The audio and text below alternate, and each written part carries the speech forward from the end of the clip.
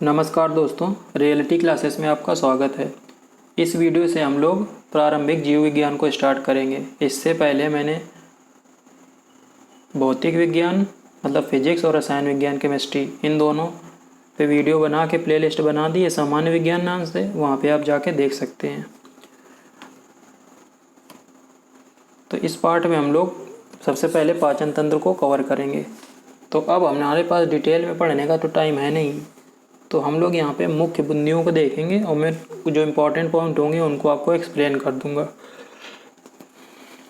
तो जो सबसे पहला पॉइंट लिखा है कि मानव शरीर में भोजन का पाचन मुख से शुरू हो जाता है। ये क्वेश्चन पहले आ चुका है। जैसे ही हम लोग मुंह में डालते हैं तो जीभ में टायलिन पाया जाता है, वो कार्बोहाइड्रेट को ग्लूकोज में कन्वर्ट कर देता है। तो लार में मौजूद टायलिन व एमाइलेज कार्बोहाइड्रेट व स्टार्च को ग्लूकोज में बदल देते हैं।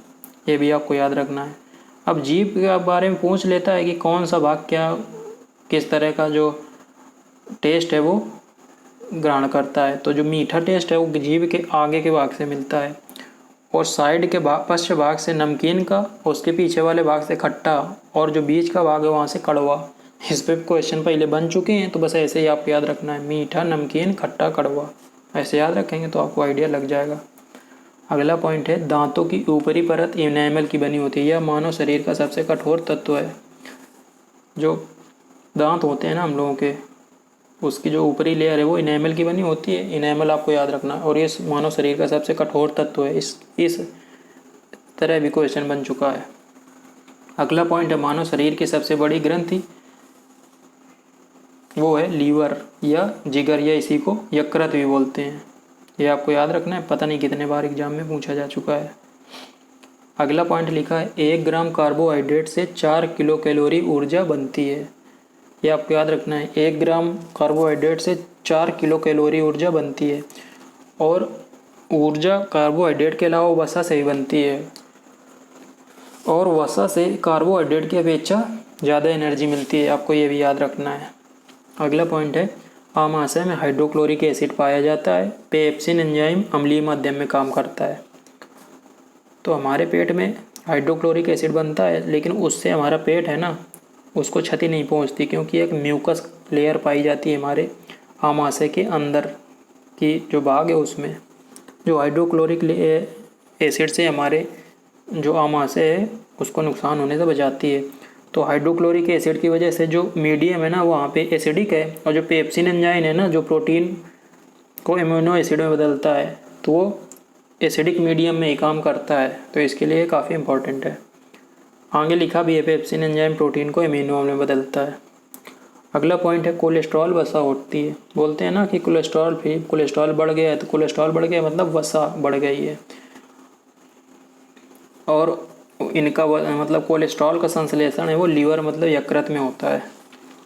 अगला पॉइंट है गैस्ट्रिक जूस का पीएच 1 से 3 होता है। ये आपको याद रखना है।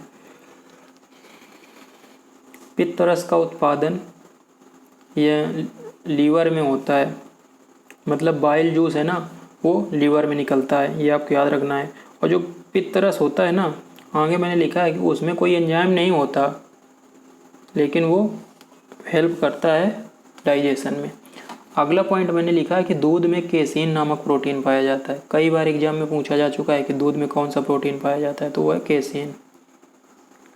अगला पॉइंट है वसा का पाचन करने वाला एंजाइम लाइपेज अग्नाशय द्वारा स्रावित होता है।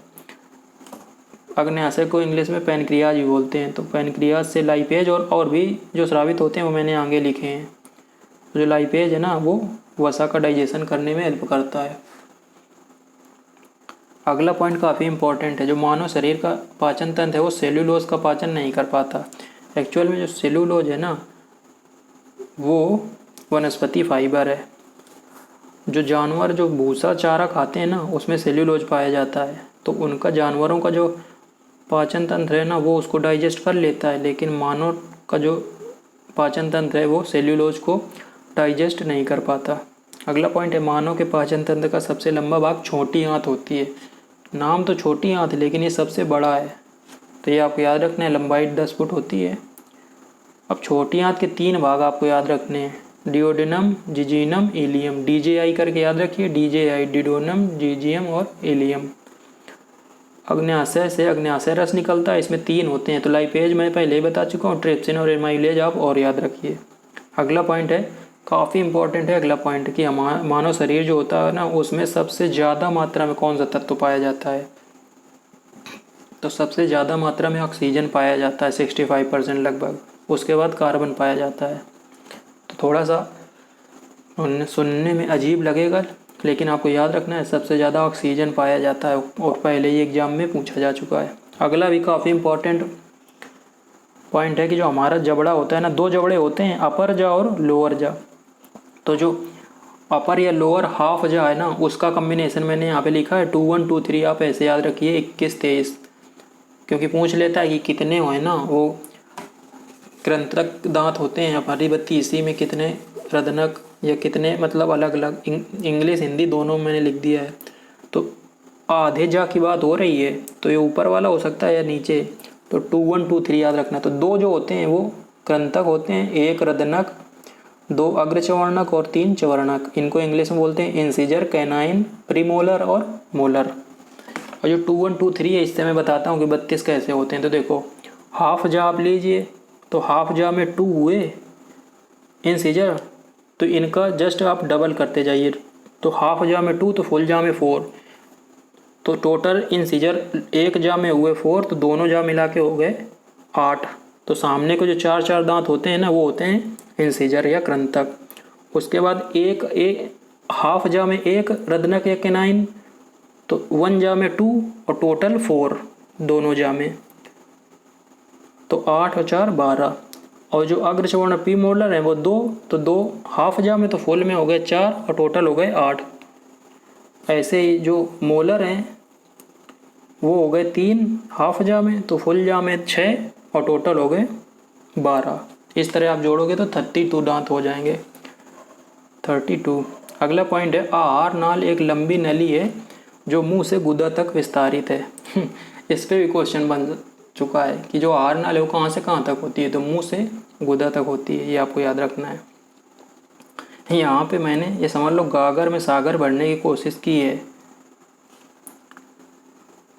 कम में आपको बेस्ट क्वेश्चन यहाँ पे मिल रहे हैं, इनकी जितनी बार प्रैक्टिस करेंगे कोशिश होगा कि इसी से क्वेश्चन बन जाएगा, या इससे आप क्वेश्चन सॉल्व कर पाएंगे जो आएगा। 5 नंबर का बात है यहाँ से। अगला पॉइंट है, जो एंजाइम है वो मुख्यतः प्रोटीन होते हैं। ऐसा भी पूछ चुका है, तो एंजाइम क्या होते हैं, प्रोटीन होते हैं, कार्बोहाइड्रेट या और कुछ बोल देगा। तो एंजाइम मुख्य रूप मेनली प्रोटीन होते हैं। और प्रोटीन में कौन कौन से तत्व होते हैं, तो आप CHON याद रखिए, कार्बन, हाइड्रोजन, ऑक्सीजन, नाइट्रोजन। जो प्रोटीन है वो मुख्य रूप से कार्बन, हाइड्रोजन, ऑक्सीजन और नाइट्रोजन के बने होते हैं। अगला है, बाइल जूस लीवर से निकलता है, किंतु इसका स्टोर जो है वो गॉल ब्लैडर में होता है। पहले तो मैं बता चुका हूँ, जो पित्त रस है बाइल जूस वो लीवर से निकलता है, स्राव होता है। जो स्टोरेज है ना वो गॉल ब्लैडर में होता है। तो लीवर के बगल में गॉल ब्लैडर होता है, और होता है एक पैनक्रियाज। तो पैनक्रियाज मतलब अग्न्याशय, अग्न्याशय से अग्न्याशय रस निकलता है, और ट्रिप्सिन, एमाइलेज और लाइपेज, ये 3 एंजाइम वहाँ से निकलते हैं। पित्त रस एंजाइम रहित पाचक रस है, या पाचन में सहायता करता है, ये मैं बता ही चुका हूँ। एंजाइम नहीं होता बाइल जूस में। अगला काफ़ी इंपॉर्टेंट है, नाखून, खुर, सींग, ये केराटिन प्रोटीन के बने होते हैं, ये आपको याद रखना है। नाखून, खुर, सींग ये केराटिन प्रोटीन के बने होते हैं। अगला है, दूध को दही में परिवर्तित करने वाला एंजाइम कौन सा है, तो ये है रेनिन। अगला पॉइंट है, कार्बोहाइड्रेट के अलावा वसा हमारे आहार में ऊर्जा का प्रमुख स्रोत है। तो मैं बता ही चुका हूँ कि कार्बोहाइड्रेट, एक कार्बोहाइड्रेट से कितनी 4 किलो कैलोरी ऊर्जा मिलती है, लेकिन वसा से इससे भी ज़्यादा ऊर्जा मिलती है। तो कार्बोहाइड्रेट के अलावा वसा भी ऊर्जा का स्रोत है हमारी बॉडी में। अगला पॉइंट है, फलों का मीठा स्वाद फ्रक्टोज के कारण होता है। काफ़ी इंपॉर्टेंट है, और पहले एग्जाम में कई बार पूछा जा चुका है कि जो फलों का मीठा रस है वो फ्रक्टोज के कारण होता है, और सबसे मीठी शर्करा वो फ्रक्टोज ही होती है। आगे हम लोग विटामिन और उससे संबंधित रोग देखेंगे। तो सभी विटामिन आपको याद, नाम विटामिन कौन कौन से होते हैं उनके रासायनिक नाम पूछ लेता है, उससे संबंधित रोग, ये भी काफ़ी इंपॉर्टेंट है। तो सबसे पहले विटामिन ए, इसका रासायनिक नाम है रेटिनॉल, और इसकी कमी से रतौंधी जीरोथैल्मिया, ये आप याद रखिए, रतौंधी जीरोथैल्मिया। और यदि सोर्स पूछे ना तो आप गाजर याद रखिए, और भी कई सारे हैं, अंडा, ये cod liver oil. Vitamin B1 thiamine इसका रासायनिक नाम है, और बेरी विटामिन B1 की कमी से होने वाला रोग है। विटामिन B2 इसका रासायनिक नाम है राइबोफ्लेविन, और इसकी कमी से त्वचा फटने लगती है। विटामिन B3 इसका रासायनिक नाम है पेंटोथेनिक अम्ल, और इसकी वजह से ना बच्चों में कई बार मंदबुद्धि हो जाती है। विटामिन B5 इसका रासायनिक नाम है नियासिन, और पेलाग्रा इसकी कमी से रोग हो जाता है। पेलाग्रा जो होता है ना, दाद खाद खुजली, तो दाद जो है ना वो वही पेलाग्रा है। विटामिन B6 इसका रासायनिक नाम है पायरिडॉक्सिन, और इसकी कमी से एनीमिया और त्वचा रोग हो जाते हैं। विटामिन B7 इसका रासायनिक नाम है बायोटिन, इसकी वजह से लकवा और बालों का गिरना, ये 2 रोग हो जाते हैं। अगला विटामिन B12 साइनोकोबालामिन। साइनोकोबालामिन है ना, तो इसमें कोबाल्ट होता है, तो कई बार एग्जाम में बोल देता है किस विटामिन में कोबाल्ट होता है, तो विटामिन B12 में कोबाल्ट होता है। कोलबामिन है ना साइनोकोबालामिन, इससे आपको याद रहेगा कोबाल्ट होता है CO। और B12 की कमी से एनीमिया होता है। एनीमिया एक्चुअल में खून की कमी हो जाती है, तो खून की कमी क्या है, हीमोग्लोबिन की कमी, और मतलब आयरन की कमी भी कई बार बोलते हैं। अगला है विटामिन C, रासायनिक नाम है स्कॉर्बिक अम्ल, और इसकी कमी से स्कर्वी रोग होता है, ये तो बचपन से पढ़ते आ रहे हैं। विटामिन D से का रासायनिक नाम है कैल्सीफेरॉल, और इसकी कमी से बच्चों में रिकेट्स और बड़ों में ऑस्टियोमेलेसिया रोग हो जाता है। और ये ना दोनों हड्डियों से संबंधित रोग हैं, ये आपको याद रखना है, रिकेट्स और ऑस्टियोमेलेसिया। विटामिन E इसका रासायनिक नाम है टोकोफेरॉल, और इसकी कमी से जनन शक्ति जो है ना वो कम हो जाती है। अगला विटामिन K काफ़ी इंपॉर्टेंट है, इसका जो रासायनिक नाम है वो है फिलोक्विनोन या फाइलोक्विनोन, जो भी आप पढ़ो, और इसकी कमी से रक्त का थक्का नहीं बनता है। यदि आपको कट कहीं पे लग जाएगा तो काफ़ी ज़्यादा ब्लीडिंग हो जाएगी। और कुछ पॉइंट है मैंने यहाँ पे लिखे हैं। आयरन की कमी से एनीमिया रोग होता है। एनीमिया का मतलब आयरन की कमी से समझा जाता है। अगला cod liver oil vitamin A का अच्छा स्रोत है, और गाजर भी आपको याद रखना है। ऐसे ही आपको विटामिन C ना खट्टे जो फल होते हैं उसमें पाया जाता है, ये याद रखना है विटामिन C। सूर्य की किरणों से विटामिन D प्राप्त होता है, ये याद रखना है, पता नहीं कितने बार पूछा जा चुका है। अगला दिया गया है विटामिन B व C जल में घुलनशील है, विटामिन A, D, E व K फैट में घुलनशील है, तो ये याद रखिए कि BC जल में घुलनशील है, मतलब वाटर सॉल्युबल है। बाकी जो है A, D, E, K वो फैट सॉल्युबल है। कैल्शियम के शोषण के लिए विटामिन D अत्यंत आवश्यक है, ये आपको याद रखना है कि यदि जो भोजन में कैल्शियम होता है ना उसके ऑब्जॉर्व करने के लिए विटामिन D जरूरी है। अगला है बच्चों में क्वाशियोरकर रोग प्रोटीन की कमी से होता है, ये आपको याद रखना है। तो ये हो गया आपका पहला लेक्चर कंप्लीट। मिलते हैं इसके बाद अगले लेक्चर में।